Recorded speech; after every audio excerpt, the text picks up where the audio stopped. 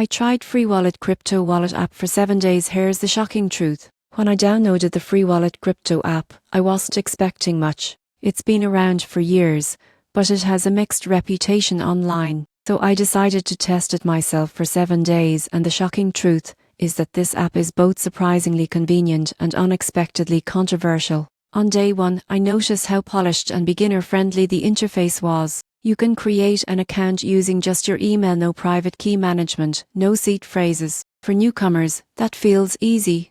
But here's where it gets tricky. Unlike self-custodial wallets, Freewallet holds your private keys for you. That means you don't fully own your crypto, they do. Most people get this wrong, thinking they're in control when they're not. During the week, I tested sending Bitcoin and Ethereum. The in-app exchange feature worked smoothly, and transaction speeds were decent. Freewallet also offers instant swaps, multi-currency support, and built-in price tracking all in one place. But when I tried to withdraw to an external wallet, that's when I hit a roadblock. Some transfers took longer than expected, and in a few cases, fees were noticeably higher than average. Security-wise, the app uses two-factor authentication and fingerprint login, which are great. But because it's a custodial wallet, your funds depend on their platform's reliability. If they freeze your account or experience downtime, you're stuck waiting. By day 7, the shocking truth was clear. Freewallet feels more like a crypto bank than a wallet. It's convenient, yes, but it's not truly decentralized.